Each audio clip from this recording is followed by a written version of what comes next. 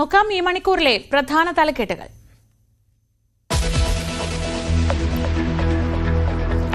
പഹൽഗാം ഭീകരാക്രമണത്തിൽ കൊല്ലപ്പെട്ട രാമചന്ദ്രന്റെ പൊതുദർശനം തുടരുന്നു. ചങ്ങമ്പുഴ പാർക്കിൽ ആദരാഞ്ജലി അർപ്പിച്ച ആയിരങ്ങൾ.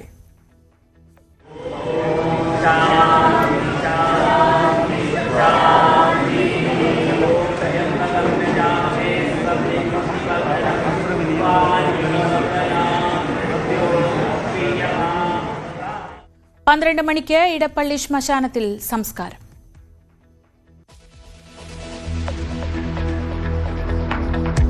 പാകിസ്ഥാൻ കസ്റ്റഡിയിലെടുത്ത BSF ജവാനെ വിട്ടുകിട്ടാനുള്ള ശ്രമം തുടരുന്നു.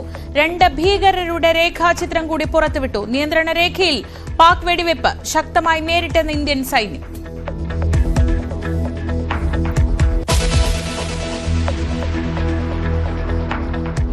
കരസേനാ മേധാവിയും രാഹുൽ ഗാന്ധിയും ഇന്ന് കശ്മീരിൽ. അതിർത്തിയിൽ സേനകൾക്ക് ജാഗ്രതാ നിർദ്ദേശം. ഇന്ത്യയും പാകിസ്ഥാനും സംയമനം പാലിക്കണമെന്ന് UN.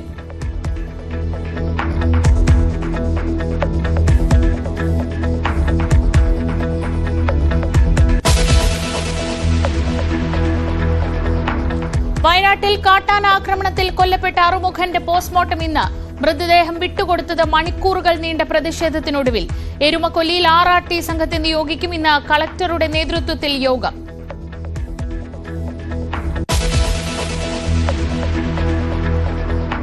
തിരുവാതുക്കൽ ഇരട്ടക്കൊലയ്ക്കായി പ്രതി എത്തുന്നതിന്റെ കൂടുതൽ ദൃശ്യങ്ങൾ News 18. വീടിന് സമീപത്തേക്ക് എത്തുന്നതും റെയിൽവേ സ്റ്റേഷനിൽ പ്ലാറ്റ്ഫോം ടിക്കറ്റ് എടുക്കുന്നതും CCTVയിൽ വ്യക്തം.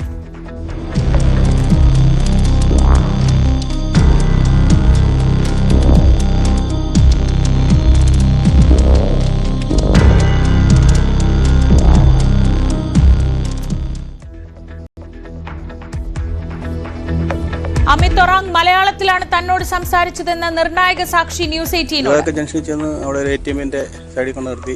അവിടെ വെട്ടമുള്ള ഒരു സ്ഥലം അവിടെ കൊണ്ട് നിർത്തി. അവിടെ നേരെ പൈസ തന്നിട്ട് ആ കുമരൻ റോഡിലോട്ട് നടന്നു പോകാനുണ്ട്.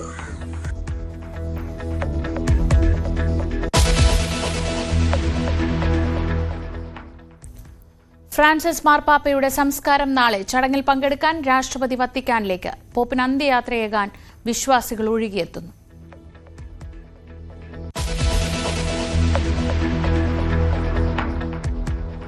IPLൽ രാജസ്ഥാന് വീണ്ടും തോൽവി. ബംഗളൂരുവിനോട് തോറ്റത് 11 റൺസിന്. കോഹ്ലിക്ക് അർദ്ധ സെഞ്ചുറി. ഇന്ന് ചെന്നൈ ഹൈദരാബാദ് പോരാട്ടം.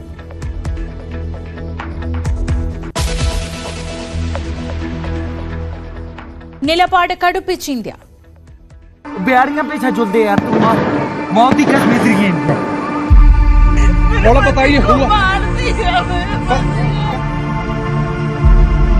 हम इंडियन आर्मी है, बैठो. Okay, don't worry. You okay? You need a water, sir?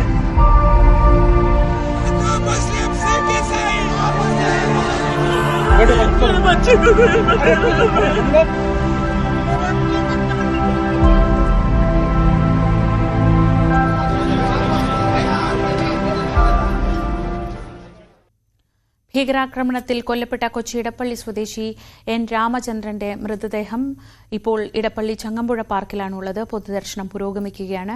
Kerala governor Rajendra Arlekar, Goa governor PS Sreedharan Pillai, മന്ത്രി P. രാജീവ്, ഹൈബി ഈഡൻ, ബെന്നി ബെഹനാൻ MP, നടൻ ജയസൂര്യ തുടങ്ങിയവർ അന്ത്യാഞ്ജലി അർപ്പിക്കാനെത്തി. പൊതുദർശനത്തിന് ശേഷം മൃതദേഹം 12 മണിയോടെ ഇടപ്പള്ളി പൊതു ശ്മശാനത്തിൽ സംസ്കരിക്കും.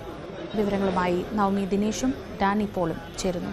നവമി, രാവിലെ മുതൽ നമ്മൾ കാണുന്നത് രാഷ്ട്രീയ മത ജാതി വ്യത്യാസമില്ലാതെ ഇങ്ങനെ ഒരു ഭീകരാക്രമണത്തിനിരയായ രാമചന്ദ്രൻ്റെ മൃതദേഹത്തിന് ആദരാഞ്ജലി അർപ്പിക്കാൻ അവിടേക്ക് ആളുകൾ ഒഴുകിയെത്തുന്നതാണ്. ഇടപ്പള്ളിയെ സംബന്ധിച്ച് തന്നെ അതൊരു വലിയ ദുഃഖമാണ്. എങ്ങനെയാണ് പ്രിയപ്പെട്ടവർ അദ്ദേഹത്തെ യാത്ര അയക്കുന്നത്?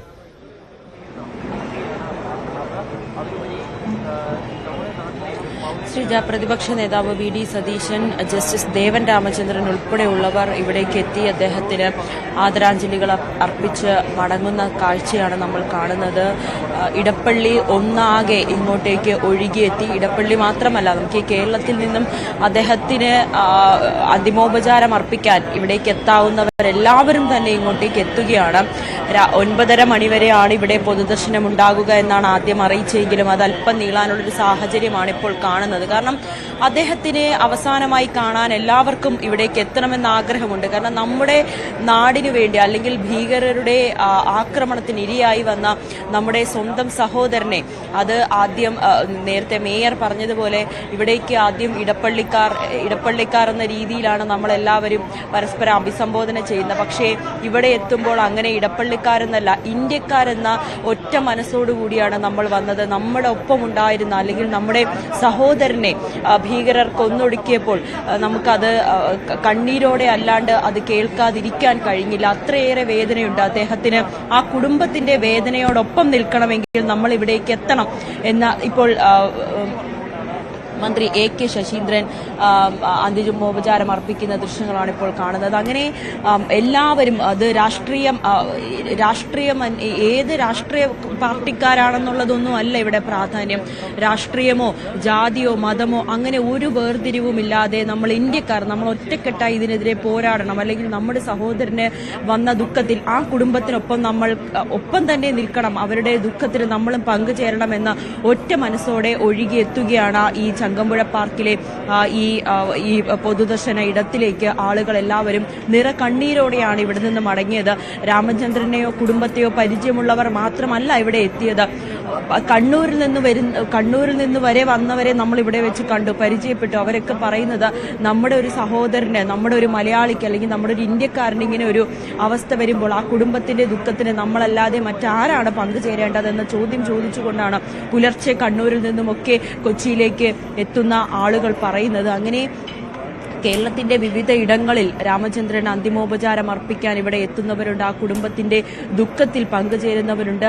മകനും മകളും ഭാര്യയും കൊച്ചുമക്കളും ഒക്കെ ഇവിടെയുണ്ട്, അദ്ദേഹത്തിന്റെ അടുത്ത് തന്നെയുണ്ട്. ഇനിയും അദ്ദേഹത്തിനെ ഒരിക്കലും കാണാൻ കഴിയില്ലല്ലോ എന്നൊരു വിഷമം ആ ഭാര്യയ്ക്കും മകൾക്കും ആ കുടുംബത്തിനുമുണ്ട്. അത്രയേറെ ദുഃഖമാണ് ഇവിടെ എല്ലാവർക്കും. ചെറുപ്പം മുതൽ തന്നെ RSS പ്രവർത്തനമുണ്ടായിരുന്നു. അതിനുശേഷം പ്രവാസ ജീവിതം അവസാനിപ്പിച്ച് ഒരു വിശ്രമ ജീവിതത്തിലേക്ക് തിരിച്ച് സ്വന്തം നാട്ടിൽ ഇടപ്പള്ളിയിൽ വന്നു. പലതവണ ഈ ചങ്ങമ്പുഴ പാർക്കിൽ, അല്ലെങ്കിൽ ഈ സാംസ്കാരിക കേന്ദ്രത്തിൽ അദ്ദേഹം സുഹൃത്തുക്കൾക്കൊപ്പം ഉണ്ടായിരുന്നു. രാവിലെ നടത്തത്തിൽ ഇവിടെ വരുമായിരുന്നു. പക്ഷേ ഒരിക്കലും പ്രതീക്ഷിച്ചില്ല തനിക്ക് വീണ്ടും താൻ ഈ സാംസ്കാരിക കേന്ദ്രത്തിലേക്ക് വരുമ്പോൾ അത് ചേതനയേറ്റ ശരീരമായിട്ടാണ് വരിക എന്ന് അവരാരും പ്രതീക്ഷിച്ചിരുന്നില്ല. ഒപ്പമുണ്ടായിരുന്ന സുഹൃത്തിനെ നഷ്ടപ്പെടും. അതായത് സന്തോഷത്തോടെ വിനോദയാത്രയ്ക്ക് പോയതാണ് രാമചന്ദ്രനും കുടുംബവും. തിരികെ എത്തുന്നത് ഈ സ്ഥിതിയിലാണെന്ന് അദ്ദേഹത്തിനോടൊപ്പമുണ്ടായിരുന്നവരോ ആ നാട്ടുകാരോ ആരും തന്നെ അറിഞ്ഞിരുന്നില്ല. അത്രയേറെ ദുഃഖമുണ്ട് ഈ ഓരോ നാട്ടുകാർക്കും. അദ്ദേഹത്തിന്റെ ഒപ്പമുണ്ടായിരിക്കുന്ന, അല്ലെങ്കിൽ ഇവിടുത്തെ അമ്പലത്തിന്റെ എല്ലാ പരിപാടികളിലും ഒന്നു ചേർന്ന് ഒരുമിച്ച് തീരുമാനമെടുക്കുന്ന, അതിന്റെ എല്ലാ കാര്യങ്ങളിലും മുൻപന്തിയിൽ നിൽക്കുന്ന ഒരു വ്യക്തി കൂടിയായിരുന്നു രാമചന്ദ്രൻ. ആ രാമചന്ദ്രൻ ചേട്ടൻ ഇന്ന് നമ്മൾക്കൊപ്പമില്ല. അതും ഇത്രയും ദാരുണമായിട്ടുള്ള ഒരു അന്ത്യമാണ് അദ്ദേഹത്തിന് സംഭവിച്ചതെന്നറിഞ്ഞ് വളരെ ദുഃഖത്തോടു കൂടിയാണ് എല്ലാവരും നിറക്കണ്ണുകളോടുകൂടിയാണ് ഇങ്ങോട്ടേക്ക് എത്തുന്നത്. അവർക്ക് ഇനി ഒരിക്കലും തന്റെ രാമചന്ദ്രൻ ചേട്ടൻ ഞങ്ങളോട് ഒപ്പം ഉണ്ടാകില്ലല്ലോ എന്ന് പറഞ്ഞുകൊണ്ട് പൊട്ടിക്കരയുന്ന സുഹൃത്തുക്കളെയും ബന്ധുക്കളെയും നാട്ടുകാരെയും ഒക്കെ നമ്മൾ ഇവിടെ കണ്ടിട്ടുണ്ട്. അങ്ങനെ സാംസ്കാരിക മേഖലയിലെ, രാഷ്ട്രീയ മേഖലയിലെ എല്ലാവരും ഇങ്ങോട്ടേക്ക് ഒഴുകിയെത്തുകയാണ്. നടൻ ജയസൂര്യ അടക്കമുള്ളവർ ഇവിടെ എത്തി അന്തിമോപചാരം അർപ്പിച്ച് ഇവിടെ നിന്ന് മടങ്ങുന്ന കാഴ്ചയായിരുന്നു. കേരള ഗവർണർ, ഗോവ ഗവർണർ, മന്ത്രിമാരായിട്ടുള്ള P. രാജീവ്, AK ശശീന്ദ്രൻ, പ്രതിപക്ഷ നേതാവ്, അങ്ങനെ MLA Anoop Jacob MLA, Benny Behanan MP, അങ്ങനെ ഹൈബിയുടെ MP, അങ്ങനെ എല്ലാവരും എത്ര അദ്ദേഹത്തിന്റെ കുടുംബത്തിന് ഒരു ആശ്വാസം നൽകുവാൻ ഇവിടെ എത്താൻ കഴിയുന്നവരെല്ലാവരും ഇങ്ങോട്ടേക്ക് എത്തുകയാണ്. കരഞ്ഞ് തളർന്നിരിക്കുന്ന ഭാര്യയും മകളും മകളുടെ മുന്നിൽ വെച്ചാണ് സ്വന്തം അച്ഛന് വെടിയേറ്റത്, അല്ലെങ്കിൽ അച്ഛന്റെ ജീവൻ നഷ്ടമാകുന്നതിന് ദൃക്സാക്ഷിയാകേണ്ടി വന്ന മകളും പേരക്കുട്ടികളും. ആ കുട്ടികളുടെ കരച്ചിൽ, ഈ മൃതദേഹം ഇവിടെ എത്തിച്ച സമയത്ത് ആ കുട്ടികളുടെ കരച്ചിൽ കണ്ടു നിന്നവരുടെ എല്ലാവരുടെയും കണ്ണ് നിറയ്ക്കുന്നതായിരുന്നു. കാരണം തങ്ങളുടെ മുന്നിൽ വെച്ചാണ് തങ്ങളുടെ പ്രിയപ്പെട്ട അപ്പൂപ്പനെ ഇങ്ങനെ ഭീകരർ വെടിവെച്ച് കൊന്നത് ആ കുട്ടികളുടെ അതിൽ നിന്നുണ്ടാകുന്ന ആ പേടി അല്ലെങ്കിൽ ആ കുട്ടികളുടെ ആ ഞെട്ടൽ ഇപ്പോഴും അവരിൽ നിന്ന് വിട്ട് മാറിയിട്ടില്ല. അമ്മയോട് ചേർന്ന് നിൽക്കുന്ന കുട്ടികളെയാണ് നമ്മളിവിടെ കാണുന്നത്. അവർക്ക് പൊട്ടിക്കരയുകയായിരുന്നു ഈ മൃതദേഹം ഇവിടെ എത്തിച്ചപ്പോൾ. ആ കുട്ടികളും മകളായിക്കോട്ടെ ഇന്നലെ നമ്മൾ സധൈര്യത്തോട് മാധ്യമങ്ങളുടെ മുന്നിൽ വന്ന് എന്താണ് സംഭവിച്ചതെന്ന് പറയുകയും ആ മകളുടെ ആ ദൃക്സാക്ഷി ആകേണ്ടി വന്ന മകളുടെ ഒരു വാക്കിൽ ഏതെങ്കിലും തരത്തിലുള്ള ഒരു വിഭജനത്തിനൊക്കെ കാരണമാകുന്ന തരത്തിലുള്ള പ്രതികരണമൊക്കെ നമ്മൾ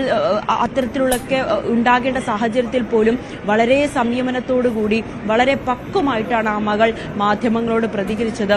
അതും ജമ്മു കാശ്മീരിലെ ഡ്രൈവർമാരായിട്ടുള്ളവർ 2 പേർ അവർ തന്റെ സഹോദരൻ തന്റെ അനിയനെയും ജ്യേഷ്ഠനെയും പോലെ തന്നെ ഒപ്പം നിന്ന് എല്ലാ കാര്യങ്ങളും നടത്തി തരുന്നതിനു വേണ്ടി ഞങ്ങൾക്കൊപ്പം ഉണ്ടായിരുന്നുവെന്ന് വളരെ പക്വമായിട്ടുള്ള ആ മകളുടെ മറുപടി അത്രേ ധൈര്യത്തോടുകൂടി ഇന്നലെ കണ്ട മകളെ പക്ഷേ ഇന്ന് നമ്മൾ കാണുമ്പോൾ കരഞ്ഞ് തളർന്ന് സ്വന്തം അച്ഛനെ പേര് വിളിച്ചുകൊണ്ട് അച്ഛ എന്ന് ഉറക്കെ വിളിച്ചുകൊണ്ട് കരയുന്ന മകളെയാണ് ഇന്ന് നമ്മൾ കണ്ടത്.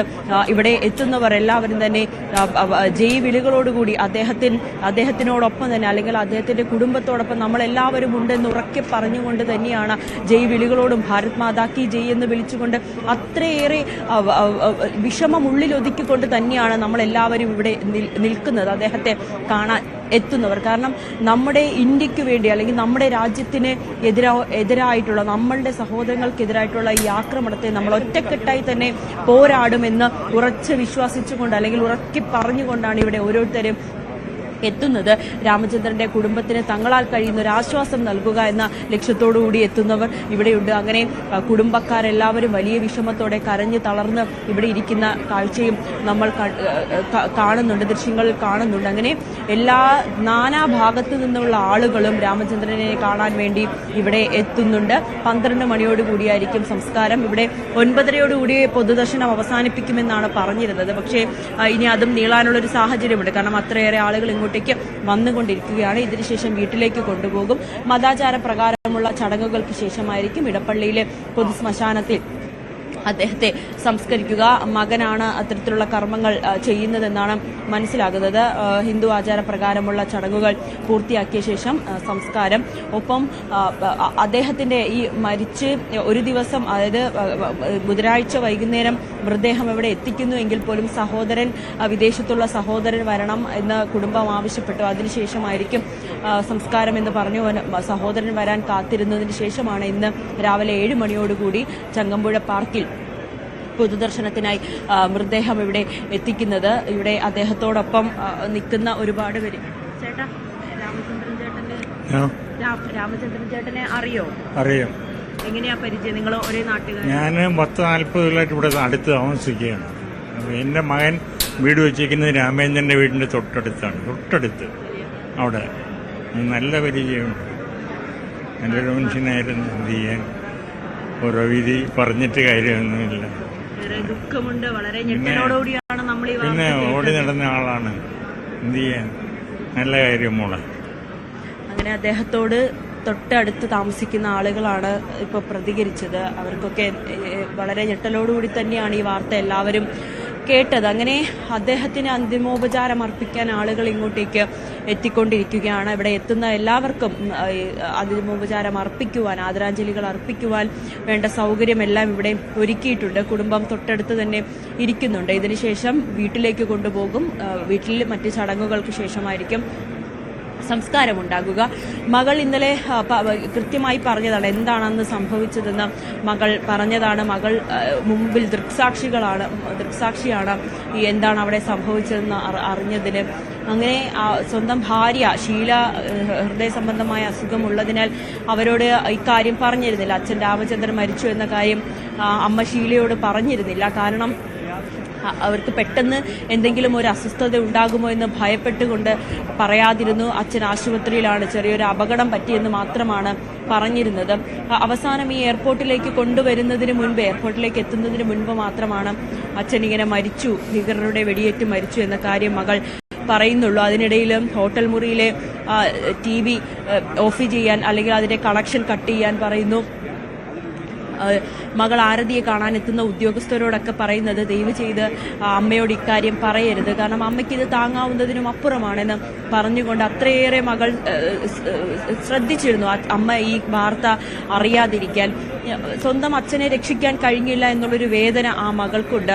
ആ സംഭവം നടക്കുന്ന സമയത്ത് അച്ഛന്റെ മൃതദേഹം കെട്ടിപ്പിടിച്ചുകൊണ്ട് കരയുന്ന, അച്ഛൻ മരിച്ചു എന്ന് മനസ്സിലായി അച്ഛനെ കെട്ടിപ്പിടിച്ചുകൊണ്ട് കരയുകയായിരുന്നു മകൾ. പക്ഷേ ഭീകരർ തന്റെ നേർക്കും തോക്ക് ചൂണ്ടി തന്റെ കുട്ടികൾ കരഞ്ഞു നിലവിളിച്ചു രക്ഷിക്കണമെന്ന് പറഞ്ഞതുകൊണ്ട് മാത്രമാണ് ഭീകരർ തന്നെ ഒന്നും ചെയ്യാതെ വിട്ടയച്ചതെന്നാണ് മകൾ പറയുന്നത്. അതിനുശേഷം 2 കുട്ടികളെയും ചേർത്ത് പിടിച്ചുകൊണ്ട് കിലോമീറ്ററുകളോളമാണ് ആ മകൾ ആരതി ഓടിയത്.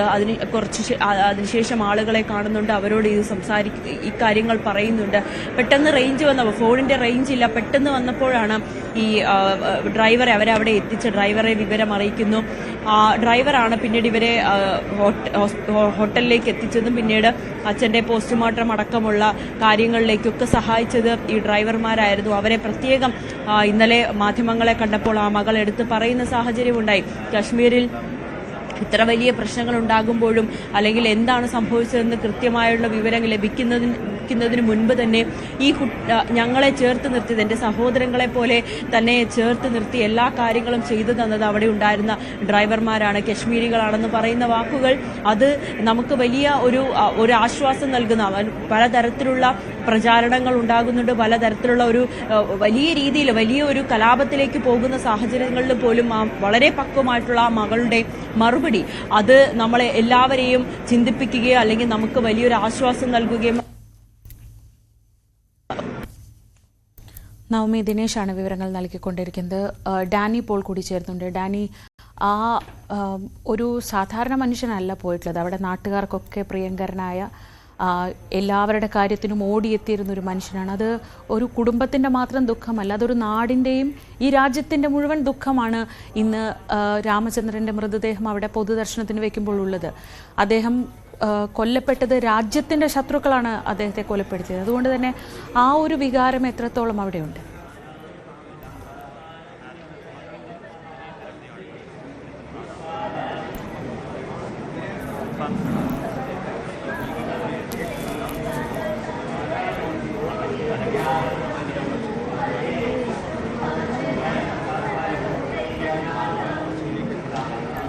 പഹൽഗാമിൽ ഭീകരാക്രമണത്തിൽ കൊല്ലപ്പെട്ട ഇടപ്പള്ളി സ്വദേശി എൻ രാമചന്ദ്രൻ്റെ മൃതദേഹം ഇപ്പോൾ ഇടപ്പള്ളി ചങ്ങമ്പുഴ പാർക്കിൽ പൊതുദർശനത്തിന് വച്ചിരിക്കുകയാണ്. Governor Rajendra Arlekar, Goa governor PS Sreedharan Pillai, മന്ത്രിമാർ തുടങ്ങി ജാതി മത രാഷ്ട്രീയ വ്യത്യാസങ്ങൾക്കപ്പുറത്തേക്ക് രാജ്യത്തിൻ്റെ ശത്രുക്കൾ കൊലപ്പെടുത്തിയ, രാജ്യത്തിൻ്റെ ശത്രുക്കളാൽ വീരമൃത്യു വരിച്ച രാമചന്ദ്രൻ്റെ മൃതദേഹത്തിൽ അന്ത്യാഞ്ജലി അർപ്പിക്കാനായി അവിടേക്ക് ആളുകൾ എത്തിക്കൊണ്ടിരിക്കുകയാണ്.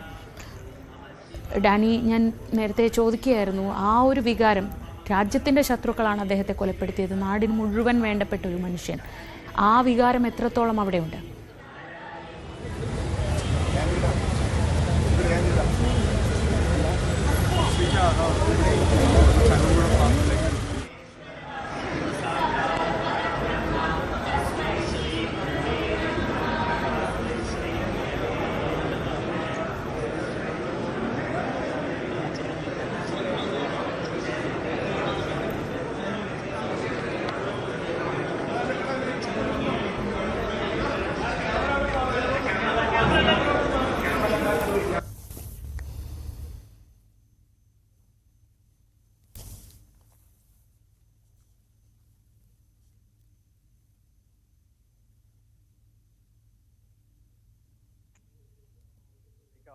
എത്തുന്നു. രാവിലെ മുതൽ തന്നെ ഇവിടേക്ക് അദ്ദേഹത്തെ യാത്രയയപ്പിന് വേണ്ടിയുള്ള ഒരു കാത്തുനിൽപ്പ് തന്നെയായിരുന്നു അക്ഷരാർത്ഥത്തിൽ ഉണ്ടായിരുന്നത്. ഇവിടേക്ക് എത്തുന്നവരെല്ലാം തന്നെ അദ്ദേഹത്തെ ഒരു വീരയോദ്ധാവിനെ പോലെ തന്നെ യാത്രയാക്കുന്നു എന്ന് തന്നെയാണ്.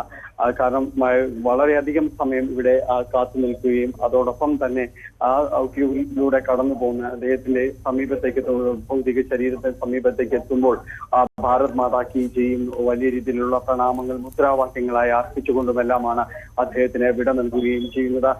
ഒന്നുകൂടി സൂചിപ്പിക്കുന്നത് ഇതിൽ ഏറ്റവും ഇന്നലെ നമ്മൾ കണ്ടിരുന്നു, ഇന്നലെ നമ്മൾ കണ്ട ഒരു കാര്യമെന്ന് പറയുന്നത് അദ്ദേഹത്തിന്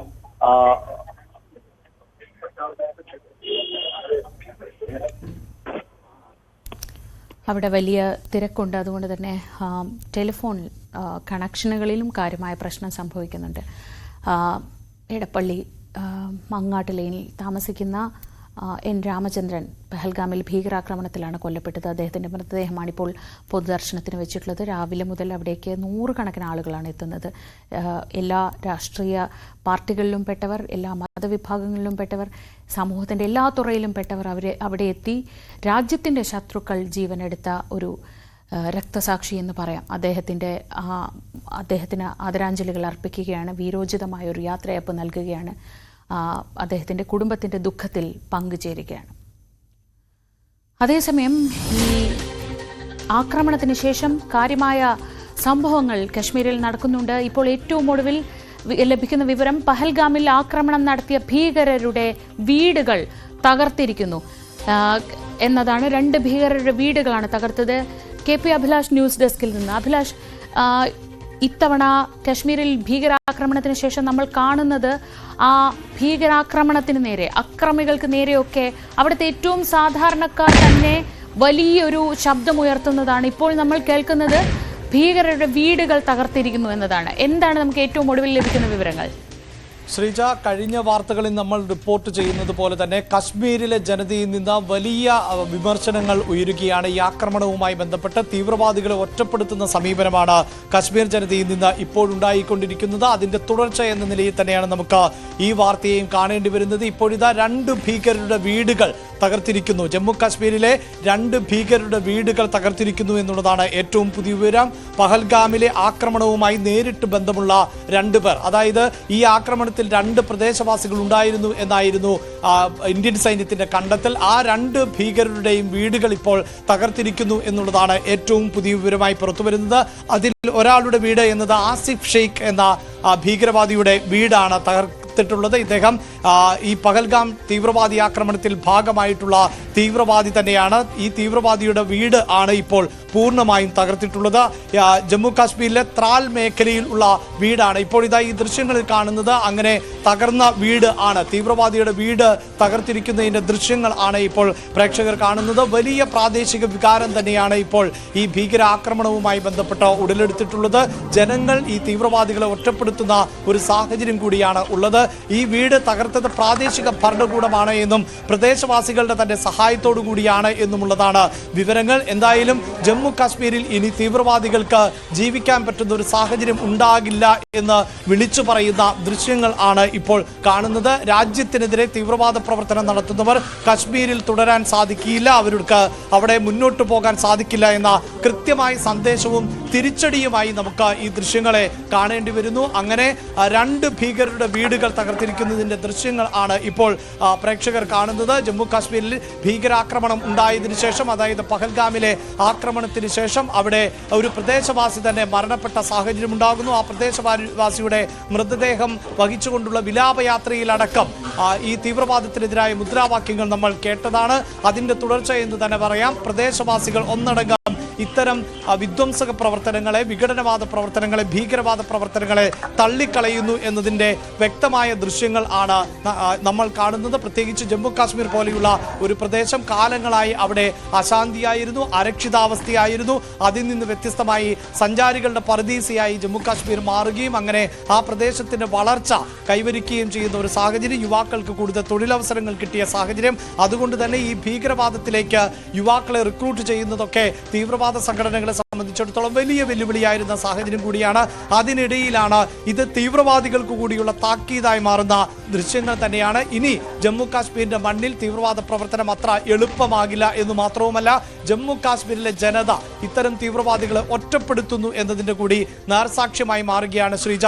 ഈ ദൃശ്യങ്ങൾ ഇപ്പോൾ നമുക്ക് കാണാൻ സാധിക്കുന്ന 2 ദൃശ്യങ്ങൾ, 2 വീടുകൾ തകർത്തിട്ടുള്ളതിന്റെ ദൃശ്യങ്ങൾ ആണ്. അതിൽ ഒന്ന് ഈ ആസിഫ് ഷെയ്ഖ് എന്ന ഭീകരവാദിയുടെ വസതിയാണ്. ആ വസതി പൂർണ്ണമായും തകർത്തിരിക്കുന്നു. മറ്റൊരു ദൃശ്യങ്ങൾ രാത്രിയിൽ നടന്ന സ്ഫോടനം ആണ് നമുക്ക് കാണാൻ സാധിക്കുന്നത്.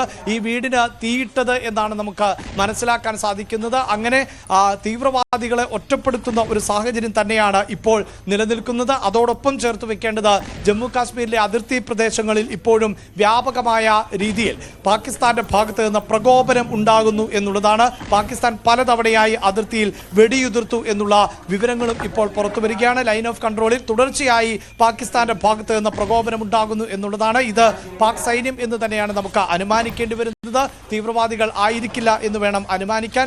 എന്നാൽ ഏതെങ്കിലും തരത്തിലുള്ള കാഷ്വാലിറ്റികൾ, മരണങ്ങൾ ഒന്നും തന്നെ ഇപ്പോഴും റിപ്പോർട്ട് ചെയ്യപ്പെട്ടിട്ടില്ല എന്നാണ് സൈനിക കേന്ദ്രങ്ങൾ പ്രതികരിച്ചിട്ടുള്ളത്.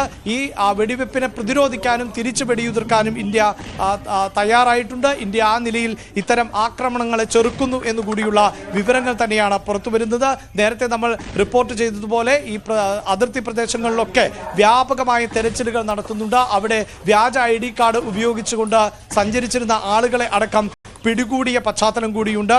ഇന്ന് രാവിലെ നമ്മൾ റിപ്പോർട്ട് ചെയ്തപ്പോൾ വൈഷ്ണോദേവി പാതയിലൂടെ സഞ്ചരിച്ചിരുന്ന വ്യക്തിയെ അടക്കം സൈന്യം പിടികൂടിയ പശ്ചാത്തലം നമ്മൾ റിപ്പോർട്ട് ചെയ്തതാണ്. അവിടെ ID കാർഡുകൾ പരിശോധിക്കുമ്പോഴാണ് പലരും തെറ്റായ പേരുകൾ, തെറ്റായ ID കാർഡുകൾ ഉപയോഗിച്ചുകൊണ്ടാണ് യാത്ര ചെയ്യുന്നത് എന്നത് അടക്കമുള്ള കാര്യങ്ങൾ ആണ് മനസ്സിലാക്കിയിട്ടുള്ളത്. ഇപ്പോൾ ത്രാൽ മേഖലയിലടക്കം വലിയ പ്രതിഷേധങ്ങളും അരങ്ങേറുന്നുണ്ട് എന്നതാണ് ഏറ്റവും പുതിയ വിവരമായി നമുക്ക് പങ്കുവെക്കാൻ പറ്റുന്നത്. അതോടൊപ്പം ഇന്റലിജൻസ് ഇൻപുട്ടുകൾ അധികമായി ഇപ്പോൾ പുറത്തു വന്നുകൊണ്ടേ ഇരിക്കുന്നു. അതായത് ഈ തീവ്രവാദികൾ ഈ പ്രദേശങ്ങളിൽ ഇപ്പോഴും തുടരുന്നതായുള്ള വിവരം ആണ് ലഭിക്കുന്നത്. ജോയിന്റ് ഓപ്പറേഷൻ ആണ് ഇപ്പോൾ നടന്നുകൊണ്ടിരിക്കുന്നത്. സൈന്യത്തിന്റെയും അതോടൊപ്പം തന്നെ ജമ്മു കാശ്മീർ പോലീസിന്റെയും നേതൃത്വത്തിലുള്ള പരിശോധന കോലാർ മേഖലയിലും ബന്ദിപ്പോര മേഖലയിലും, ബന്ദിപ്പോര സെക്ടറിൽ അടക്കം വ്യാപിപ്പിച്ചിട്ടുണ്ട് എന്നുള്ള ഏറ്റവും പുതിയ വിവരങ്ങളും ഇപ്പോൾ പുറത്തു വന്നുകൊണ്ടിരിക്കുകയാണ്. ഈ മേഖലകളിൽ എല്ലാം തന്നെ തീവ്രവാദികളുടെ സാന്നിധ്യമുള്ളതായുള്ള സംശയത്തെ തുടർന്നുള്ള പരിശോധനകൾ ആണ് നടന്നുകൊണ്ടിരിക്കുന്നത്. നമ്മൾ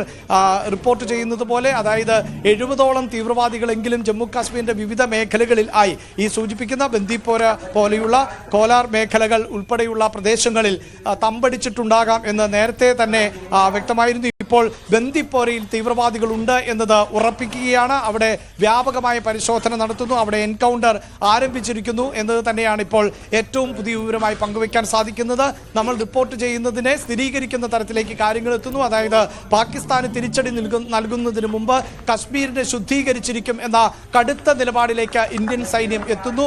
ഒരു തീവ്രവാദിക്ക് പോലും കശ്മീരിൽ ഇനി തുടരാൻ അനുവദിക്കില്ല എന്ന അതിശക്തമായ നിലപാടിലേക്ക് ഇന്ത്യ പോകുന്നു. പ്രദേശവാസികളുടെ കൂടി സഹായത്തോടുകൂടി കശ്മീരിൽ നിന്ന് അവസാന തീവ്രവാദിയെയും തുരത്തുവാനുള്ള, അവസാന തീവ്രവാദിയെയും കൊല്ലുക എന്ന ലക്ഷ്യത്തോടു കൂടി തന്നെയുള്ള കൃത്യമായ ഓപ്പറേഷനിലേക്ക് ഇന്ത്യൻ സൈന്യം കടന്നിരിക്കുന്നു എന്നുള്ളതാണ് ഏറ്റവും ശ്രദ്ധിക്കേണ്ട കാര്യം. അതാണെന്ന് തോന്നുന്നു. ഒരുപക്ഷെ മുൻകാലങ്ങളിൽ ഇല്ലാത്ത വിധം പ്രദേശവാസികളുടെ, ജമ്മു കശ്മീരിലെ സാധാരണക്കാരുടെ പിന്തുണ ഇത്തവണ സൈന്യത്തിനാണ്, രാജ്യത്തിനാണ്. മുൻപ് ഇവരുടെ സഹായത്തോടെ മാത്രം അവിടെ വേരാഴ്ത്തി പ്രവർത്തനം ഉറപ്പിച്ചിരുന്ന തീവ്രവാദികൾക്ക് ഇനി അവിടെ നിൽക്കാൻ ഇടയില്ലാത്ത വിധം പ്രദേശവാസികളുടെ ഭാഗത്തു നിന്ന് അവരുടെ ജീവിതം തകർക്കുന്നവർക്കെതിരെയുള്ള ഒരു പ്രതികരണം കൂടി ഇത്തവണ ഉണ്ടാവുകയല്ലേ?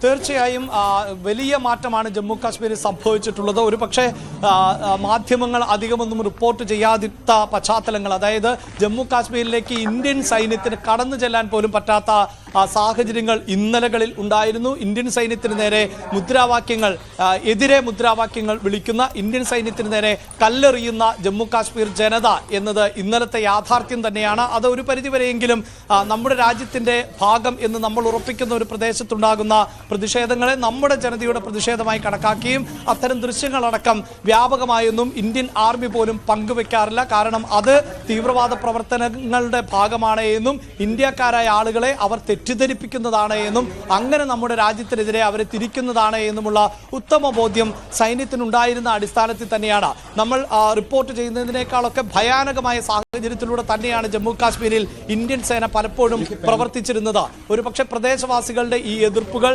മൈനുകൾ ഉൾപ്പെടെ ഭൂമിയിൽ കുഴിച്ചിടുന്ന മൈനുകൾ അടക്കം ഏതെങ്കിലും ഒരു പ്രദേശത്തേക്ക് കടന്നു ചെന്നാൽ അവർ പൊട്ടിത്തെറിക്കുന്ന സാഹചര്യമൊക്കെ ഉണ്ടാകുന്ന, മരണപ്പെടുന്ന സാഹചര്യം, വീരമൃത്യു വരിക്കേണ്ട സാഹചര്യമായിരുന്നു കാശ്മീരിൽ ഉള്ളത്. എങ്കിൽ ഇപ്പോൾ പ്രദേശവാസികളുടെ വലിയ പിന്തുണ സൈന്യത്തിന് ലഭിക്കുന്നു എന്നതാണ് സൈന്യത്തിന്റെ ആത്മവിശ്വാസം വർദ്ധിപ്പിച്ചിട്ടുള്ളത്. അവിടുത്തെ ജനതയെ പൂർണ്ണമായി വിശ്വാസത്തിലെടുക്കുക, അവർക്ക് മുഴുവൻ സഹായവും ചെയ്തു നൽകുക. ഇപ്പോഴും ജമ്മു കാശ്മീരിൽ തുടരുന്ന സഞ്ചാരികൾക്ക് അവിടെ തുടരുവാനുള്ള അവസരം ഒരുക്കുക. അങ്ങനെ ജമ്മു കാശ്മീരിൽ ഈ തീവ്രവാദ ആക്രമണം നടക്കുമ്പോൾ പോലും അത് ഒരു കലുഷിതമായ സാഹചര്യത്തിലേക്ക് എത്തിയിട്ടില്ല.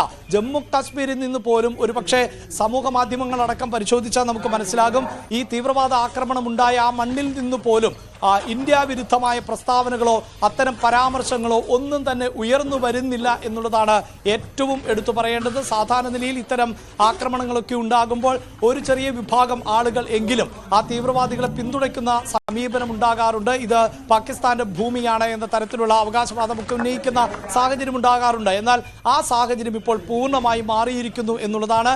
ഇന്ത്യയുടെ ഭാഗമാണ് ഈ പാകിസ്ഥാൻ അവകാശപ്പെടുന്ന കശ്മീർ എന്ന ഉത്തമ ബോധ്യത്തോടു കൂടിയാണ് ഇപ്പോൾ കശ്മീരി ജനത മുന്നോട്ട് പോകുന്നത്. അവരുടെ ജീവിതത്തിൽ വന്നിട്ടുള്ള വലിയ മാറ്റങ്ങളെ അവർ ഉൾക്കൊള്ളുന്നുണ്ട്. വലിയ നിക്ഷേപ പദ്ധതികൾ ജമ്മു കാശ്മീരിലേക്ക് വരുന്നു. വിനോദസഞ്ചാര മേഖല 10 മടങ്ങ് വിപുലീകരിക്കപ്പെട്ടിരിക്കുന്നു. അങ്ങനെ കോടിക്കണക്കിന് ആളുകൾ എത്തുന്നു, ജീവിത നിലവാരം മെച്ചപ്പെടുന്നു. അതായത് തീവ്രവാദം എന്ന തെറ്റായ സന്ദേശത്തിനപ്പുറത്തെ യഥാർത്ഥ ജീവിതത്തിലേക്ക് ജമ്മു കാശ്മീരികൾ മടങ്ങി വരുന്ന ഒരു സമയത്താണ്. ഇത് കൃത്യമായി ഈ പ്രദേശത്ത് അശാന്തി സൃഷ്ടിക്കുക, ഇന്ത്യക്ക് നേരെ ബോധപൂർവമായ ആക്രമണം നടത്തുക, അങ്ങനെ ഇന്ത്യയിലെ സമാധാനാന്തരീക്ഷം തകർക്കുക, അങ്ങനെയുള്ള ശ്രമങ്ങളാണ് നടക്കുന്നത് എന്ന് കശ്മീരികൾ തിരിച്ചറിയുന്ന സാഹചര്യം കൂടിയാണ് ഇപ്പോഴുള്ളത്.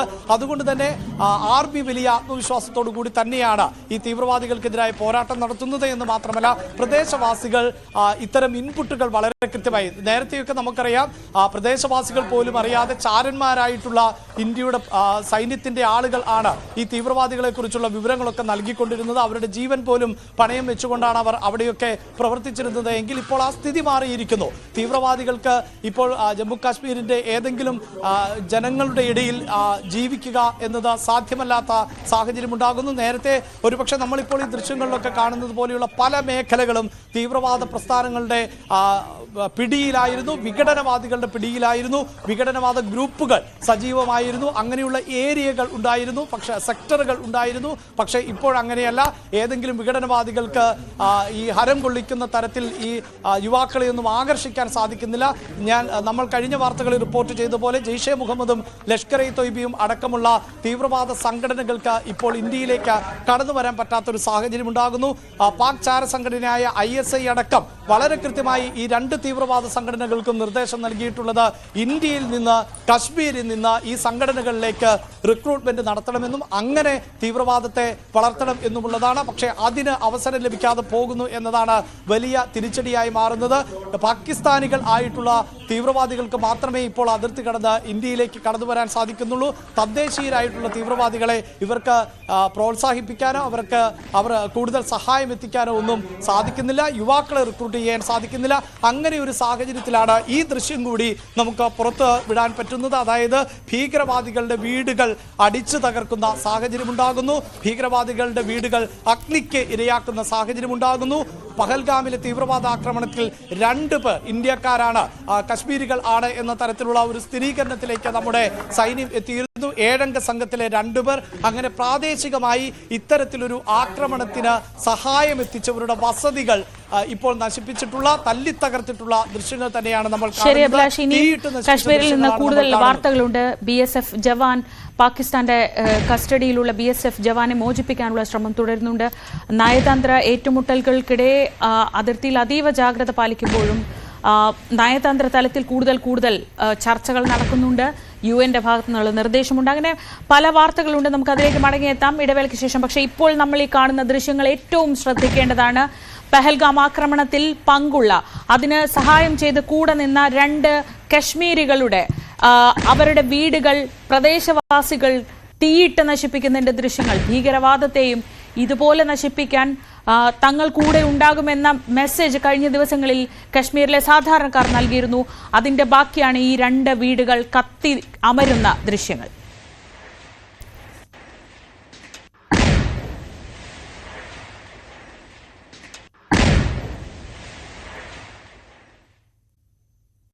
പാകിസ്ഥാൻ പിന്മാറുന്നതായി അറിയിച്ച ഷിംല കരാർ ഇന്നലെ ഏറ്റവും വലിയ വാർത്തയായിരുന്നു. പാകിസ്ഥാൻ ഇന്ത്യയോടുള്ള പ്രതികരണമായി ഷിംല കരാറിൽ നിന്ന് പിന്മാറുന്നു നൽകുമെന്ന് അറിയിച്ചത്. ഈ കരാറിലെ വ്യവസ്ഥകൾ എന്തൊക്കെയാണ്?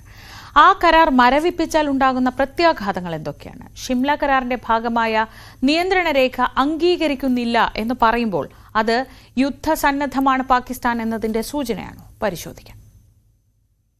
ഇന്ത്യയും പാകിസ്ഥാനും തമ്മിൽ 1972 ജൂലൈ 2 ഒപ്പിട്ട സമാധാന ഉടമ്പടിയാണ് ഷിംല കരാർ. യുദ്ധത്തിലൂടെ പാകിസ്ഥാനിൽ നിന്നും ബംഗ്ലാദേശിനെ സ്വതന്ത്രമാക്കിയ 1971 ഇന്ത്യ പാകിസ്ഥാൻ യുദ്ധത്തിന് പിന്നാലെയായിരുന്നു കരാർ. ബംഗ്ലാദേശിനെ സ്വതന്ത്ര രാജ്യമായി പാകിസ്ഥാനെ കൊണ്ട് അംഗീകരിപ്പിച്ചതും ഈ കരാർ വഴിയാണ്.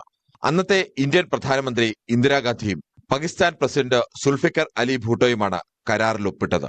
ഹിമാചൽ പ്രദേശിന്റെ തലസ്ഥാനമായ ഷിംലയിൽ വെച്ചൊപ്പിട്ട കരാർ എന്ന നിലയ്ക്കാണ് ഷിംല കരാർ എന്ന പേര് വന്നത്. ഇരു രാജ്യങ്ങളും തമ്മിലുള്ള തർക്കങ്ങൾ ഉഭയകക്ഷി ചർച്ചയിലൂടെ സമാധാനപരമായി പരിഹരിക്കും. തർക്കത്തിൽ മൂന്നാം കക്ഷി ഇടപെടൽ അനുവദിക്കില്ല. ഇതായിരുന്നു കരാറിന്റെ കാതൽ. ഇന്ത്യക്കും പാകിസ്ഥാനുമിടയിൽ ലൈൻ ഓഫ് കൺട്രോൾ അംഗീകരിക്കുന്നു എന്നതാണ് കരാറിലെ മുഖ്യ വ്യവസ്ഥ. പരസ്പര ചർച്ച നടത്താതെ ഇരു രാജ്യങ്ങളും നിയന്ത്രണ രേഖയിൽ മാറ്റം വരുത്തരുതെന്നും കരാർ വ്യവസ്ഥ ചെയ്യുന്നു. നിയന്ത്രണ രേഖയുടെ വടക്കേ അറ്റമായ NJ 9848 കഴിഞ്ഞുള്ള സിയാച്ചിൻ മേഖലയിൽ പിന്നീട് പാകിസ്ഥാൻ ആധിപത്യത്തിന് ശ്രമിച്ചെങ്കിലും ഓപ്പറേഷൻ മേഘദൂതിലൂടെ ഇന്ത്യ അത് പിടിച്ചെടുത്തു.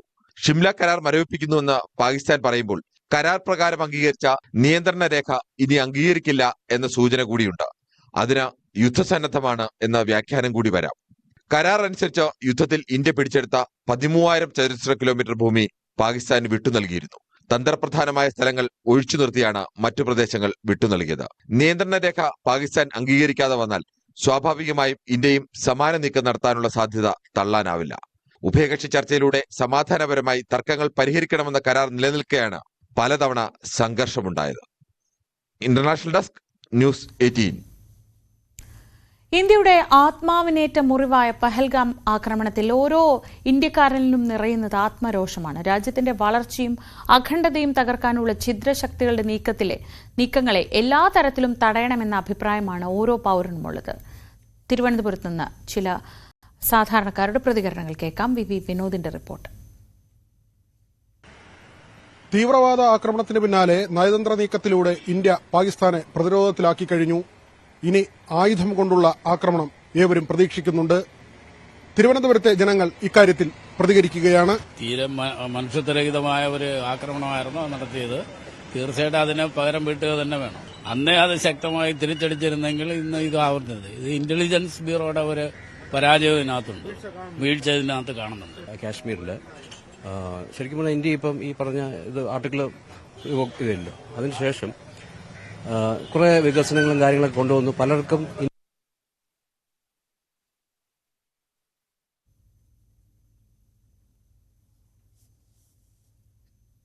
അത് റിപ്പോർട്ട് പൂർണ്ണമാക്കാൻ കഴിയാത്തതിൽ ഖേദിക്കുന്നു.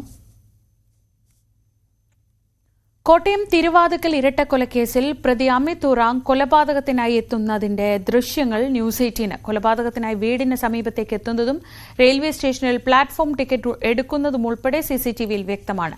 കൊലപാതകത്തിന് ശേഷം അമിത് മടങ്ങുന്ന ദൃശ്യങ്ങൾ ഇന്നലെ പുറത്തു വന്നിരുന്നു.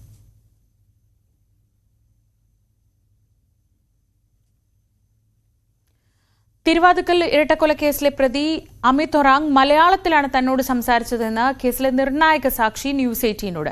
പ്രതിയെ റെയിൽവേ സ്റ്റേഷനിൽ നിന്ന് തിരുവാതുക്കൽ വരെ ഓട്ടോയിലെത്തിച്ച ഡ്രൈവർ ജയേഷാണ് ന്യൂസ് 18നോട് സംസാരിച്ചത്. പെരുമാറ്റത്തിൽ അസ്വാഭാവികമായി ഒന്നും തോന്നിയില്ലെന്നും ജയേഷ് പറയുന്നു. തിരുവാതുക്കൽ കൂട്ടക്കൊല സംഭവത്തിൽ ഈ നാടാകെ ഞെട്ടിയതാണ്. രണ്ടുപേരെ അസം സ്വദേശി കൊല ചെയ്തത് വലിയ ഞെട്ടലോടെയാണ് കണ്ടത്. കേരളമാകെ കേട്ടത് അങ്ങനെയാണ്.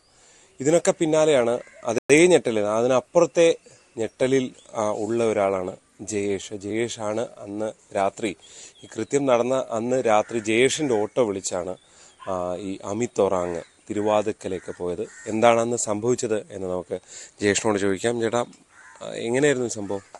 രാത്രിയിലൊരു 12:10-12 ആ ടൈമിൽ വന്ന് ഈ പയ്യൻ ചോദിച്ചു തിരുവാതുക്കൽ പോകാമെന്ന് പറഞ്ഞു. അപ്പം ചാർജ് എത്രയാണെന്ന് ചോദിച്ചു. ചാർജ് പറഞ്ഞു. ഒരാളെ ഉള്ളെന്ന് പറഞ്ഞു. അവൻ ഒരാളാണെങ്കിലും 3 പേരാണെങ്കിലും ഒരേ ചാർജാന്ന് പറഞ്ഞു. അവിടെ നിന്ന് നേരെ തിരുവാതുക്കൽ ചെന്നു. അപ്പം ഈ വഴിക്കാണ് ബേക്കറി ജംഗ്ഷൻ വഴി നേരെ അങ്ങ് പോയത്. തിരുവാതുക്കൽ ജംഗ്ഷനിൽ ചെന്ന് അവിടെ ഒരു ATMന്റെ സൈഡിൽ കൊണ്ട് നിർത്തി. അവിടെ വെട്ടമുള്ളൊരു സ്ഥലം അതായിരുന്നു. അവിടെ കൊണ്ട് നിർത്തി അവിടെ നേരെ പൈസ തന്നിട്ട് ആ കുമരകം റോട്ടിലോട്ട് നടന്നു പോകാനുണ്ട്. ഈ പൈസ കൃത്യമായിട്ട് നേരത്തെ പറഞ്ഞിട്ടാ അല്ലേ? അവിടുന്ന് പൈസയൊക്കെ ചോദിച്ച് അത് കറക്റ്റായിട്ട് പറഞ്ഞിട്ടാണ് കയറി പോരുന്നത്. അവരുടെ പെരുമാറ്റം കണ്ടിട്ട് സംശയം തോന്നാൻ ഒന്നുമില്ലായിരുന്നു. കാരണം മലയാളം സംസാരിച്ചത്, പിന്നെ ഒരാളെ ഉള്ളതെന്ന് പറഞ്ഞാൽ ഏകാത്മി എന്ന് ഹിന്ദിയിലാണ് പറഞ്ഞത്. അപ്പോൾ നമുക്ക് ആളുടെ വേഷം കണ്ട അന്നേരം ഒരു കുഴപ്പമൊന്നുമില്ല. ഒരു ജെന്റിൽമാൻ ലുക്ക്, ഒരു കാച്ചട്ടയും പെർമുട, നല്ല ബനിയൻ അതൊക്കെ ഇട്ടത്. അതാണ് തിരിച്ചറിയാൻ പെട്ടെന്ന് സഹായിച്ചു. അതിന് ആ വേഷം ശ്രദ്ധിച്ചുകൊണ്ടാണ് തിരിച്ചറിയാൻ പറ്റുന്നത്. ഈ റെയിൽവേ സ്റ്റേഷനിൽ നിന്ന് ഇറങ്ങി വരികയായിരുന്നു ചേട്ടാ? അകത്തുനിന്ന് ഇറങ്ങി വന്ന, റെയിൽവേയുടെ അകത്തുനിന്നാണ് ഇറങ്ങി വന്നത്. ചേട്ടൻ അവിടെ നൈറ്റ് ഓട്ടം കിടക്കുന്നത്? അവിടെ ഓടാൻ കിടക്കുന്നതാണ്. പിന്നെന്താ, പിന്നെ ഈ ഇവൻ ഇറങ്ങി പോയി കഴിഞ്ഞു ചേട്ടാ സ്വാഭാവികമായിട്ടും പിന്നൊന്നും ശ്രദ്ധിക്കുന്നില്ല അല്ലേ? സാധാരണ ഒരു ഓട്ടം പോലെ. ആള് ഇറങ്ങിപ്പോയി. പുറകെ 2 വണ്ടി ഉണ്ടായിരുന്നു അങ്ങോട്ട് തിരിയാൻ വേണ്ടി. അപ്പോൾ ഞാൻ വണ്ടി തിരിച്ചിട്ട് ഒരു 2 സെക്കൻഡ് അവിടെ ചവിട്ടി നിർത്തി ആ വണ്ടി പോകാൻ വേണ്ടി. അപ്പോൾ ആള് ഇവനങ്ങോട്ട് നേരെ ആ കുമരകം റോട്ടിലോട്ട് അങ്ങ് നടന്നു പോകുന്നത് കണ്ട് ഞാൻ തിരിച്ചു പോരുകയും ചെയ്തത്. പിന്നെ ഈ സംഭവം കണ്ട് ചേട്ടൻ എന്താ തോന്നിയത്? ഇത് എപ്പോഴാണ് തിരിച്ചറിഞ്ഞത്? പിറ്റേ ദിവസം ഓടാൻ ചെന്നപ്പോഴത്തേക്കിന് പോലീസുകാർ വന്നിട്ട് ഇവൻ പ്രതിയാണെന്ന് പറഞ്ഞുകൊണ്ട് നമ്മുടെ സുഹൃത്തുക്കളൊക്കെ ഫോട്ടോ കൊടുത്തിട്ട് ഗ്രൂപ്പ് ഇടണമെന്ന് പറഞ്ഞിട്ടുണ്ടായിരുന്നു. ആളെ കണ്ട അറിയിക്കണമെന്ന് പറഞ്ഞിട്ടുണ്ടായിരുന്നു. നമ്പറും കൊടുത്തിട്ടുണ്ടായിരുന്നു. അങ്ങനെ എൻ്റെ ഫോണിലോട്ട് ഇവൻ്റെ ഫോട്ടോ വന്നപ്പോഴത്തേക്കിന് ഞാൻ തിരിച്ചറിഞ്ഞ് പെട്ടെന്ന് ഞെട്ടലാണ് ഉണ്ടായത്. കാര്യം ഒരു കൊച്ചു പയ്യനാണ്, ഇങ്ങനെ ചെയ്യുമോയെന്ന് നമുക്കൊരു അതിശയം തന്നെയായിരുന്നു. കണ്ടിട്ട് ഈ വാർത്തയൊക്കെ അന്ന് ശ്രദ്ധിച്ചിരുന്നു? ഇരട്ടക്കൊലയുടെ വാർത്തയൊക്കെ അല്ലാതെ വരുമ്പോൾ അതൊക്കെ ചേട്ടൻ ശ്രദ്ധിച്ചിരുന്നു? അത് ഇവിടെ ഓടി വെളുപ്പിനെയാണ് പോരുന്നത്. വന്നു കഴിഞ്ഞ് കിടന്ന് ഉറക്കമാണ്. ഉറങ്ങി എഴുന്നേറ്റ് ഒരു 3:30 ആകുമ്പോൾ എഴുന്നേറ്റ് അത് കഴിഞ്ഞ് ഈ ന്യൂസ് കണ്ടപ്പോഴത്തേക്കിന് ഇങ്ങനെ തിരുവാതിരക്കൽ ഇങ്ങനെ ഇരട്ടക്കൊലപാതകം നടന്നേക്കുന്നത് കണ്ടായിരുന്നു. പിന്നെ ഓടാൻ പോകും. വൈകുന്നേരം ഒരു 5-5:30 ആകുമ്പോൾ ഇവിടെ എഴുന്നേറ്റ് പോകും. ആ സമയത്തുള്ള ന്യൂസ് കാണലേ ഉള്ളൂ. പക്ഷേ ഇങ്ങനെ ഒരു ഇവനാണെന്നുള്ളൊരു ധാരണയൊന്നും അന്നേരം ഇല്ല. ഈ വൈകുന്നേരം സ്റ്റാൻഡിൽ ചെന്ന് ഇങ്ങനെ ഗ്രൂപ്പിനകത്ത് ഇവൻ്റെ ഫോട്ടോയും കാര്യങ്ങളൊക്കെ വന്നു കഴിഞ്ഞപ്പോഴാണ് ഞെട്ടിയത്. പിന്നീട് പോലീസ് എന്താ ചെയ്തത്? പോലീസുകാർ സ്റ്റാൻഡിൽ വന്ന് ഇങ്ങനെ നമ്പർ കൊടുത്തതിൻ്റെ പേരിൽ അവരെ വിളിച്ചു. CS സാറിനോട് സംസാരിച്ചു. ചേട്ടൻ വിളിച്ചോ അതോ അവർ വിളിച്ചു? നമ്മുടെ കൂട്ടുകാരെ വിളിച്ചു. കൂട്ടുകാരെ വിളിപ്പിച്ചു. ഞാണ്ട് സംസാരിച്ചു. കാര്യങ്ങളൊക്കെ അവർ ചോദിച്ച് മനസ്സിലാക്കി. എന്തെങ്കിലും ആവശ്യം ഉണ്ടെങ്കിൽ വിളിക്കുമെന്ന് പറഞ്ഞിട്ടുണ്ട്. ഞാൻ പറഞ്ഞു ആയിക്കോട്ടെ എന്ന് പറഞ്ഞിട്ടുണ്ട്. ഇനിയും കേസുമായിട്ട് സഹകരിക്കേണ്ടി വരും സ്വാഭാവികമായിട്ടും? തീർച്ചയായിട്ടും സഹകരിക്കാൻ തയ്യാറാണ്? തയ്യാറാണ്. ഇനിയിപ്പോൾ മൊഴിയെടുക്കാൻ വല്ല വിളിച്ചിട്ടുണ്ടോ? ഇതുവരെ വിളിച്ചിട്ടില്ല. വിളിക്കുമെന്ന് അറിയിച്ചിട്ടുണ്ടായിരുന്നു. ഷോക്കൊക്കെ മാറിയോ? ഷോക്കൊക്കെ മാറി. എന്തായാലും ഇതാണ് ജയേഷ്, അദ്ദേഹത്തിൻ്റെ ഒരു അനുഭവം അതാണ്. അദ്ദേഹം പോലും പ്രതീക്ഷിക്കാത്തൊരു സംഭവത്തിലേക്ക് അദ്ദേഹം എത്തുകയാണ് എന്നുള്ളതാണ്. ഈ ഓട്ടോയിലാണ്, ഇതിലല്ലേ പോയെ? അഞ്ജന എന്ന പേരുണ്ട്, അഭിനയ് എന്നും പേരുണ്ട്. ഈ ഓട്ടോയിലാണ് എന്തായാലും ഇയാൾ തിരുവാതിക്കലേക്ക് പോയത്. പോലീസ് നൽകുന്ന വിവരപ്രകാരം ഇയാൾ ഈ കുമരകം റോഡിലേക്ക് നടന്ന ശേഷം ഓട്ടോ പോയ ശേഷം വീണ്ടും തിരിച്ച് ഈ വീട്ടിലേക്ക് പോയി എന്നുള്ളതാണ്. അതായത് ഈ ഓട്ടോക്കാരനെ ഫലത്തിൽ തെറ്റിദ്ധരിപ്പിക്കാനുള്ള ഒരു ശ്രമമാണ് നടത്തിയത്. അങ്ങനെയാണ് പോലീസ് പറയുന്നത്. അത് ചേട്ടൻ കണ്ടിട്ടില്ല? ഇല്ല. അപ്പോൾ അതാണ് യഥാർത്ഥത്തിൽ സംഭവിച്ചിട്ടുള്ളത്. കോട്ടയത്ത് നിന്ന് ജി ശ്രീജിത്ത്, News 18. കുന്നത്തുകാൽ ത്രേസ്യാപുരത്ത് 52-കാരിയായ ഭാര്യയെ ഷോക്കടിപ്പിച്ച് കൊലപ്പെടുത്തിയെന്ന കേസിൽ പ്രതിക്ക് ഇന്ന് ശിക്ഷ വിധിക്കും. 28-കാരനായ ഭർത്താവ് കുറ്റക്കാരനെന്ന് നെയ്യാറ്റിൻകര അഡീഷണൽ ജില്ലാ കോടതി ജഡ്ജി എം ബഷീർ കണ്ടെത്തിയിരുന്നു. നെയ്യാറ്റിൻകര അതിയന്നൂർ അരുൺ നിവാസിൽ അരുണിനാണ് കോടതി ഇന്ന് ശിക്ഷ വിധിക്കുക. 2020 കേസിന് ആസ്പദമായ സംഭവം. കുന്നത്തുകാൽ വില്ലേജിൽ ത്രേസ്യാപുരം പ്ലാങ്കാവ് പുത്തൻ വീട്ടിൽ ശാഖകുമാരിയാണ് കൊല്ലപ്പെട്ടത്. വിവാഹം വേണ്ടെന്ന് തീരുമാനിച്ച് ഒറ്റയ്ക്ക് താമസിച്ചിരുന്ന ശാഖകുമാരി ചെറുപ്പക്കാരനായ അരുണുമായി പ്രണയത്തിലായതിനു പിന്നാലെയായിരുന്നു വിവാഹം. വൈദ്യുതാഘാതം ഏൽപ്പിച്ചായിരുന്നു കൊലപാതകം. ഇലക്ട്രീഷ്യനായിരുന്നു അരുൺ. ധനികയായ ശാഖകുമാരിക്ക് തന്റെ സ്വത്തുക്കൾക്ക് അവകാശിയായി ഒരു കുഞ്ഞ് ജനിക്കണമെന്ന ആഗ്രഹമാണ് പ്രണയത്തിലും പിന്നീട് വിവാഹത്തിലും കലാശിച്ചത്. 2020 ഒക്ടോബർ 29 ഇരുവരുടെയും വിവാഹം. എന്നാൽ വിവാഹം രഹസ്യമാക്കാനായിരുന്നു അരുൺ ശ്രമിച്ചത്. വിവാഹത്തിന് മുൻപ് അരുൺ പണം വാങ്ങിയതിനൊപ്പം കാർ, ബൈക്ക് എന്നിവയും ശാഖകുമാരിയുടെ പണം ഉപയോഗിച്ച് വാങ്ങിയിരുന്നു. കുട്ടികൾ വേണമെന്ന ശാഖകുമാരിയുടെ ആഗ്രഹവും ഭാര്യയുടെ പ്രായക്കൂടുതലും അരുണിനെ കൊല നടത്താൻ പ്രേരിപ്പിച്ചെന്ന് പോലീസ് കണ്ടെത്തി. ശാഖകുമാരിയെ തെളിവില്ലാതെ കൊലപ്പെടുത്തി നിയമപരമായ ഭർത്താവ് എന്ന നിലയിൽ സ്വത്തുക്കളുടെ അവകാശിയായി മാറുക എന്നതായിരുന്നു അരുൺ ലക്ഷ്യമിട്ടിരുന്നത്. കുറ്റക്കാരനാണെന്ന് കണ്ടെത്തിയ അരുണിനെ ജുഡീഷ്യൽ കസ്റ്റഡിയിൽ റിമാൻഡ് ചെയ്തു. പ്രോസിക്യൂഷന് വേണ്ടി public prosecutor Parassala A. Ajith കുമാറാണ് കേസിന് മേൽനോട്ടം വഹിച്ചത്. News 18 തിരുവനന്തപുരം. കായിക രംഗത്ത് കേരളത്തിൽ നിന്നുള്ള കുട്ടികളുടെ എണ്ണം കുറയുന്നതായി ഒളിമ്പ്യൻ അഞ്ജു ബോബി ജോർജ് ന്യൂസ് 18നോട്. മാതാപിതാക്കൾ കുട്ടികളെ കായിക മത്സരങ്ങളിൽ പങ്കെടുക്കാൻ പ്രോത്സാഹിപ്പിക്കുന്നില്ല. കുട്ടികൾക്കിടയിൽ ലഹരിയുടെ ഉപയോഗം വർദ്ധിക്കുന്നത് മറ്റ് കായിക പരിശീലനമൊന്നും ഇല്ലാത്തതുകൊണ്ടാണ്. സർക്കാർ കായിക മേഖലയ്ക്ക് കുറച്ചുകൂടി പരിഗണന നൽകണമെന്നും അഞ്ജു ബോബി ജോർജ് ആവശ്യപ്പെട്ടു. അഞ്ജു ബോബി ജോർജാണ് ഇപ്പോൾ നമ്മളോടൊപ്പം ചേരുന്നത്. മാം, എങ്ങനെയുണ്ടായിരുന്നു ഇന്ന് നമ്മുടെ കുട്ടികളുടെ പെർഫോമൻസ്? വളരെ പ്രതീക്ഷ നൽകുന്ന രീതിയിലുള്ള ഒരു പെർഫോമൻസ് ആണ് ഇന്ന് ചെയ്തത്. കാരണം ഇത് ഏഷ്യൻ ചാമ്പ്യൻഷിപ്സിനുള്ള ഫൈനൽ ട്രയലാണ്. അപ്പോൾ ആ ഒരു ലെവലിലുള്ള കോമ്പറ്റീഷന് വേണ്ടി പ്രിപ്പയർ ചെയ്യുന്ന അത്ലീറ്റ്സിന് വേണ്ട ലെവലിൽ അത്ലീറ്റ്സ് ചെയ്തിട്ടുണ്ട്. അപ്പം എനിക്ക് തോന്നുന്നു നമ്മുടെ കേരളത്തെ സംബന്ധിച്ച് വേണ്ട രീതിയിൽ നമ്മുടെ കുട്ടികൾക്ക് ഒരു കോച്ചിങ് കൊടുക്കാൻ അല്ലെങ്കിൽ അതിനു വേണ്ടിയിട്ടുള്ള സൗകര്യം കുറവാണെന്ന് തോന്നുന്നു. നാഷണൽ ലെവലിലുള്ള അത്ലീറ്റ്സിന് അവരവരുടേതായ രീതിയിൽ സ്ഥലങ്ങളൊക്കെ കണ്ടുപിടിച്ച് പോയിക്കോളും, വേറെ അക്കാഡമികളിലോ വേറെ സ്റ്റേറ്റിലൊക്കെ.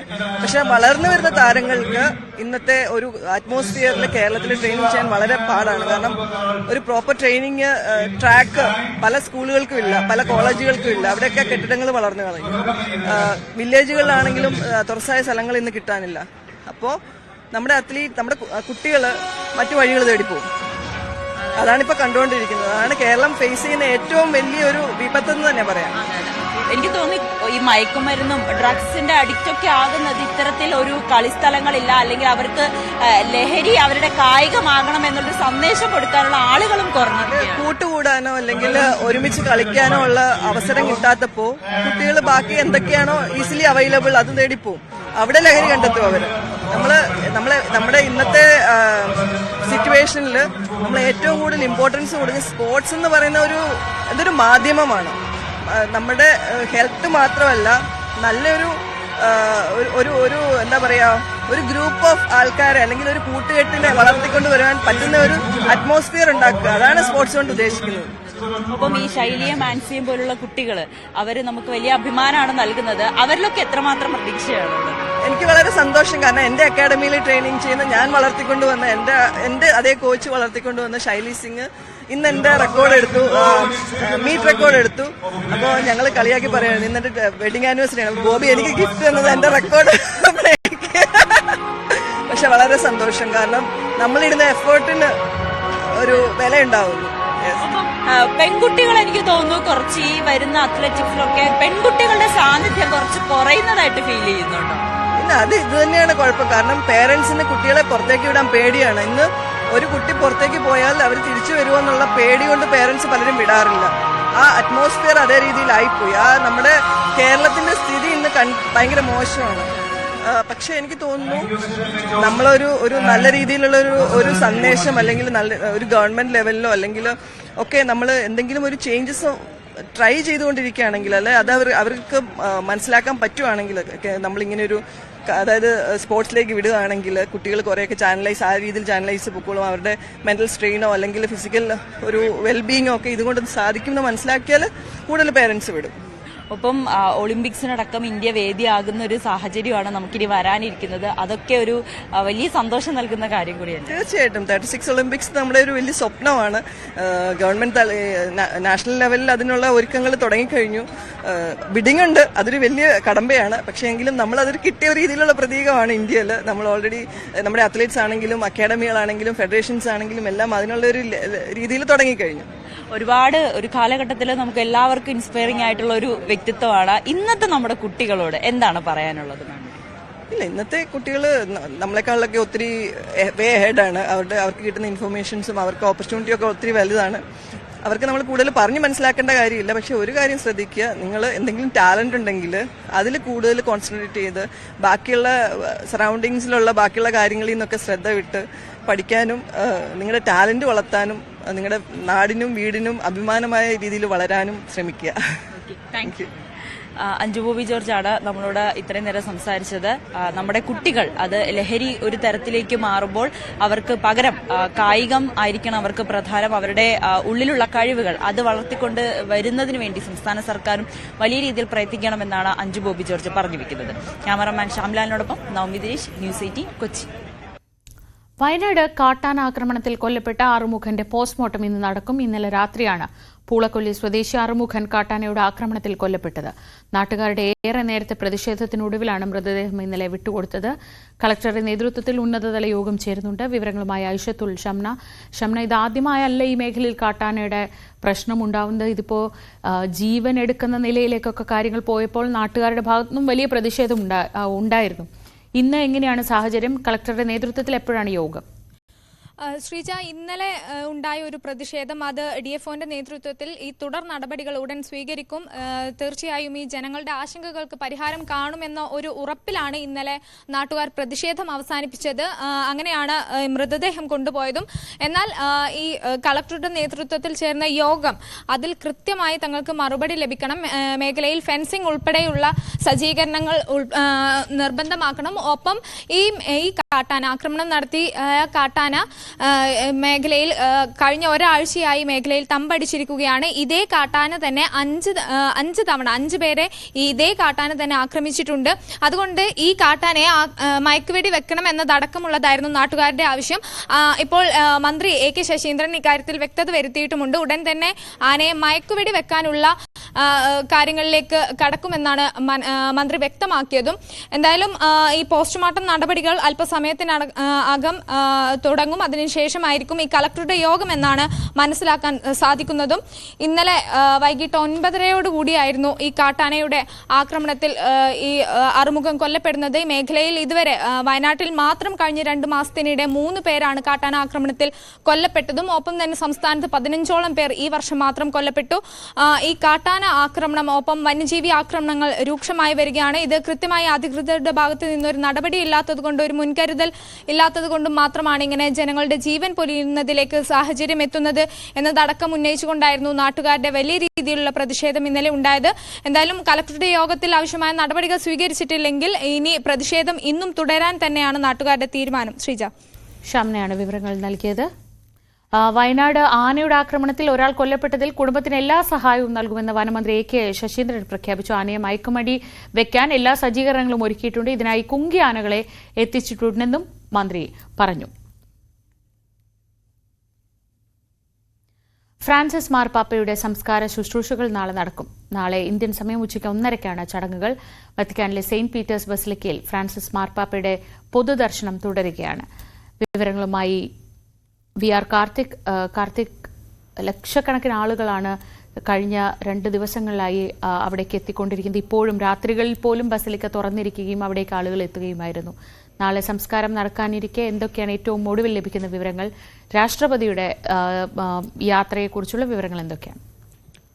രാഷ്ട്രപതി ദ്രൗപദി മുർമു ഇന്ന് റോമിലെത്തും. ഇന്ത്യയെ പ്രതിനിധീകരിച്ച് രാഷ്ട്രപതിയാണ് ഈ ചടങ്ങുകളിൽ പങ്കെടുക്കുക. രാഷ്ട്രപതി ഫ്രാൻസിസ് മാർപ്പാപ്പയ്ക്ക് അന്തിമോപചാരം അർപ്പിക്കും. തുടർന്ന് നാളെ നടക്കുന്ന അന്ത്യശുശ്രൂഷ ചടങ്ങുകളിലടക്കം പങ്കെടുക്കുകയും ചെയ്യും. വത്തിക്കാന്റെ തന്നെ കണക്കുകൾ അനുസരിച്ച് ഇതുവരെ പ്രിയപ്പെട്ട പാപ്പായ്ക്ക് അന്തിമോപചാരം അർപ്പിക്കാൻ ഏതാണ്ട് 1 ലക്ഷത്തിലധികം പേരാണ് ലോകത്തിന്റെ വിവിധ കോണുകളിൽ നിന്നും വത്തിക്കാനിലേക്ക് എത്തിയത്. സെന്റ് പീറ്റേഴ്സ് ബസിലിക്കയിൽ ഇപ്പോഴും പൊതുദർശനം തുടരുകയാണ്. വത്തിക്കാൻ സമയം വെള്ളിയാഴ്ച, അതായത് ഇന്ന് 8 മണിവരെ ഈ പൊതുദർശനം ഉണ്ടാകും. 8 മണിയോടുകൂടിയാണ് മറ്റ് ചടങ്ങുകൾ ആരംഭിക്കുക.